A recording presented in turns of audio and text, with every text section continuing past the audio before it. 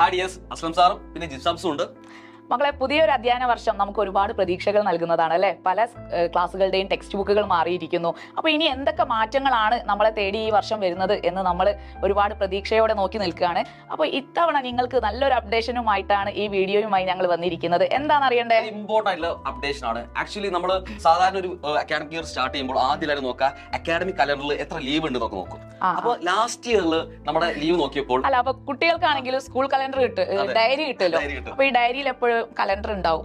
അപ്പൊ ഞാനൊക്കെ എന്താ ചെയ്യുന്നതെന്ന് വെച്ചാല് സാധാരണ എല്ലാ മാസത്തിലും എത്ര ഹോളിഡേയ്സ് ഉണ്ട് എന്ന് നോക്കും. എപ്പോഴാണ് വെക്കേഷൻ തുടങ്ങുന്നത്, എത്ര ദിവസം ലീവ് ഉണ്ട്, ഏതൊക്കെ പബ്ലിക് ഹോളിഡേയ്സ് ഉണ്ട് എന്നൊക്കെ നോട്ട് ചെയ്യാറുണ്ട്. ആദ്യം തന്നെ ഈ സ്കൂൾ കലണ്ടർ കിട്ടുമ്പോൾ അല്ലെ, ഇപ്പോഴും മക്കള് അത് തന്നെ ആയിരിക്കും എനിക്ക് തോന്നുന്നത്. എല്ലാവരും ചെറിയൊരു മാറ്റം ഇപ്രാവശ്യം വന്നിട്ടുണ്ട്. കാരണം ലാസ്റ്റ് ഇയർ നോക്കിയപ്പോൾ 205 ഡേയ്സ് ആയിരുന്നു വർക്കിംഗ് ഡേയ്സ് ഉണ്ടായിരുന്നത്. പക്ഷേ ഈ വർഷം വന്നപ്പോൾ അത് 220 ഡേയ്സ് വർക്കിംഗ് ഡേയ്സ് ആയിട്ട് മാറ്റിയിട്ടുണ്ട് നമ്മുടെ വിദ്യാഭ്യാസ വകുപ്പ് എന്ന് പറഞ്ഞാൽ. അപ്പം അതെങ്ങനെ പോസിബിൾ ആക്കി എന്നുള്ളത്, അതായത് 15ഓളം ദിവസം എന്താണ് എക്സ്ട്രാ വന്നു. എങ്ങനെയാണ് താങ്കൾ ഉദ്ദേശിക്കുന്നത്? ഏപ്രിൽ വരെ നമുക്ക് ക്ലാസ് ഉണ്ടാവുന്നതാണോ, അതല്ലെങ്കിൽ നേരത്തെ ക്ലാസ് നമ്മളെ ഹോളിഡേയ്സ് ഒക്കെ കുറച്ചു എന്നാണോ? അതെ, അത് പറയുന്നതിന് മുമ്പ് ഒരു കാര്യം പറഞ്ഞുതരാം. എകളിൽ നമ്മൾ കൃത്യമായിട്ട് നമ്മുടെ എഡ്യൂക്കേഷനുമായിട്ട് ബന്ധപ്പെട്ട് എല്ലാ റിലേറ്റഡ് ആയിട്ടുള്ള ന്യൂസുകൾ എത്രയും പെട്ടെന്ന് നിങ്ങൾ അറിയിക്കുന്നതാണ്. അപ്പൊ നിങ്ങളൊരു കാര്യം ചെയ്യണം, നമ്മുടെ ചാനൽ സബ്സ്ക്രൈബ് ചെയ്യുക, അതേപോലെ തന്നെ ഷെയർ ചെയ്യുക, നിങ്ങളുടെ ഫ്രണ്ട്സിനൊക്കെ അറിയിച്ച് നമ്മുടെ കൂടെ മാക്സിമം സപ്പോർട്ടുമായിട്ട് കൂടെ ഉണ്ടാവണം. അപ്പൊ അത് നമുക്ക് വരാം, നമ്മുടെ ടോപ്പിക്കിലേക്ക് വരാം.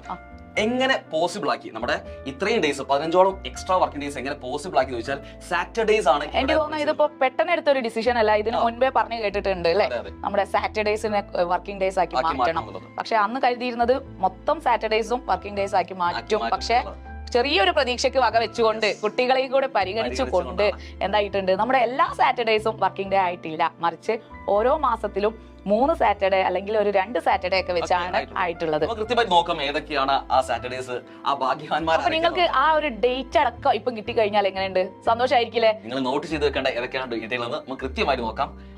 നമ്മൾ ജൂൺ മാസത്തിലേക്ക് വരുമ്പോ ജൂൺ 15, 22, 29 ജൂണില് 3 ശനിയാഴ്ചകൾ 15, 22, 29 3 ശനിയാഴ്ചകൾ വർക്കിംഗ് ഡേയ്സ് ആണ്. എന്റെ ഒരു ഒപ്പീനിയൻ പറയുകയാണെങ്കിൽ പാരന്റ്സിനെ സംബന്ധിച്ച് നോക്കുമ്പോഴും കുട്ടികളെ സംബന്ധിച്ച് നോക്കുമ്പോഴും ഈ മഴ ഇങ്ങനെ തകൃതിയായി പെയ്യുന്ന മാസങ്ങളാണ് സാധാരണ നമുക്ക് ആ സമയത്ത് കൂടുതൽ അവധി കിട്ടാറാണ്. അപ്പൊ അങ്ങനെ ഒരു പ്രതീക്ഷ കുട്ടികൾക്ക് വെക്കാട്ടോ. കാരണം ഇനി കാലവർഷം എങ്ങനെയാണ് അതിനനുസരിച്ച് വർക്കിംഗ് ഡേ ആയതുകൊണ്ട് അവർ ഈ പുതിയൊരു അപ്ഡേഷന് വേണ്ടി കാത്തിരിക്കേണ്ടി വരും. കാരണം മറ്റേത് നമുക്ക് മഴ ആണെങ്കിലും നാളെ സാറ്റർഡേ ആണല്ലോ എന്നൊരു ആശ്വാസം ഉണ്ട്. പക്ഷെ അത് ഇനി 15, 22, 29 ആണ്. പിന്നെ ജൂലൈയിലേക്ക് വരുമ്പോൾ ജൂലൈ 20, 27 2 സാറ്റർഡേ വർക്കിംഗ് ഡേ വരുന്നത്.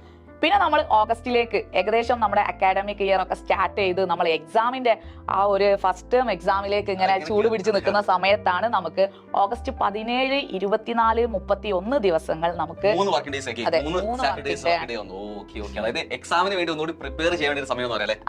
പക്ഷെ മറ്റൊരു ആശ്വാസം പറയട്ടെ, സെപ്റ്റംബറിലേക്ക് എത്തുമ്പോൾ ആ വർക്കിംഗ് ഡേ ഇല്ല, സാറ്റർഡേസ് ഒക്കെ അവധിയാണ്. അതെനിക്ക് തോന്നുന്നത് ഓണം വെക്കേഷൻ ആയതുകൊണ്ട് തന്നെ ആയിരിക്കാം. കുറെ ദിവസങ്ങൾ ഓണം വെക്കേഷൻസ് ആണല്ലോ. പിന്നെ ഇനി അത് നമ്മൾ ഒക്ടോബറിലേക്ക് കടക്കുമ്പോൾ ഒക്ടോബർ 5, 26 ഒക്ടോബർ 5നും 26നുമാണ് വർക്കിംഗ് ഡേ വരുന്നത്. 2 ശനിയാഴ്ച. അപ്പൊ ഈ ഡേറ്റുകളൊക്കെ ജസ്റ്റ് നിങ്ങൾ എന്താക്കുക, ഒന്ന് നോട്ട് ചെയ്ത് വെക്കുക. കാരണം പിന്നീട് അറിയാലോ ഏതൊക്കെ ദിവസമാണ് വർക്കിംഗ് ഡേ എന്നുള്ളത്. അതെ. അപ്പൊ നവംബറിലാണെങ്കിലോ നവംബർ 2, നവംബർ 16. അപ്പൊ നവംബർ 16 കൂടി നമ്മളിത് കഴിയുന്നില്ല. പക്ഷെ നമുക്ക് ഡിസംബറിൽ നിങ്ങൾക്ക് വലിയൊരു ആശ്വാസം ഡിസംബറിലും വരും. എനിക്ക് തോന്നുന്നു ഈ 2 മാസങ്ങളും എക്സാം വെക്കേഷൻസ് ഒക്കെ ആണല്ലോ. അപ്പൊ അതിനിടയിൽ ഇനി ഡിസംബറിലും ഒരു സാറ്റർഡേ വർക്കിംഗ് ഡേ അല്ല, ഫുൾ ലീവ് ആണ് ഡിസംബറിലും. അല്ലെങ്കിൽ ഫുൾ ലീവ് അല്ല, എല്ലാ സാറ്റർഡേസും ലീവ് ആണെന്നുള്ളതാണ്. സാറ്റർഡേസിന്റെ കാര്യമാണ് കേട്ടോ ഇവിടെ പറയുന്നത്. ഡിസംബർ മൊത്തമായിട്ട് ലീവ് എടുക്കും. അതെ. ഇനി ജനുവരിയിലേക്ക് ഇങ്ങോട്ട് കടക്കുമ്പോൾ നമുക്ക് കലോത്സവം ഒക്കെ കൊടുമ്പരി അല്ലെ, സംസ്ഥാന കലോത്സവം ഒക്കെ കൊടുമ്പരി കൊണ്ട് നിറഞ്ഞാടുന്ന ഒരു സമയമാണ് ജനുവരി. അപ്പൊ ആ സമയങ്ങളിലൊക്കെ പലർക്കും ക്ലാസ്സുകൾ നഷ്ടപ്പെടുന്ന ഒരു സമയമാണ്. അങ്ങനെയൊക്കെ ഒരുപാട് വർക്കിംഗ് ഡേ നഷ്ടപ്പെടാറുണ്ട്. അതെ, 2 സാറ്റർഡേ വർക്കിംഗ് ഡേ ആണ്, ജനുവരി 4th, 25th. അപ്പൊ 25th എന്ന് പറയുന്നത് നമ്മുടെ റിപ്പബ്ലിക് ഡേന്റെ തൊട്ട് തലേ ദിവസം. അപ്പൊ സാധാരണ പലരും 2 ദിവസം അടുപ്പിച്ച് പോയി കിട്ടി. ഇപ്പൊ 26th മൺഡേ ആണെങ്കിൽ 3 ദിവസമൊക്കെ ഓരോരുത്തർക്ക് ഒരു ലീവിന്റെ ഒരു അനുഭൂതിയായിരുന്നു. അപ്പൊ ഇനി അങ്ങനത്തെ മുങ്ങലുകളൊന്നും നടക്കണില്ല. പിന്നെ ഇനി ഫെബ്രുവരിയിലേക്ക് വരുമ്പോൾ ഒരു ദിവസമുള്ളൂ, 15-ാം തീയതി മാത്രമേ. ഫെബ്രുവരി നമുക്ക് മൊത്തത്തിലെ കുറച്ച് ദിവസങ്ങൾ കുറവുള്ളൊരു മാസമാണല്ലോ. അപ്പൊ അതുകൊണ്ട് ഫെബ്രുവരി 15th മാത്രം. മാർച്ച് ഫസ്റ്റ് തന്നെ കൊണ്ടുപോയിരിക്കുന്നു. മാർച്ച് 1, 15, 22. അപ്പൊ നമ്മുടെ ഈ എക്സാമിന്റെ ഇടയിലും എക്സാമിന്റെ ഇടയിൽ ഈ 3 സാറ്റർഡേസ് നമുക്ക് വർക്കിംഗ് ഡേ ആണ്. അപ്പം ഇത്രയുമാണ് നമ്മുടെ സാറ്റർഡേസ് വർക്കിംഗ് ഡേയ്സ് ആയിട്ട് വരുന്നത്. അപ്പൊ നിങ്ങളൊരു കാര്യം ചെയ്യുക, കൃത്യമായിട്ട് ഈ ഡേറ്റുകളൊക്കെ നോട്ട് ചെയ്ത് വെക്കുക.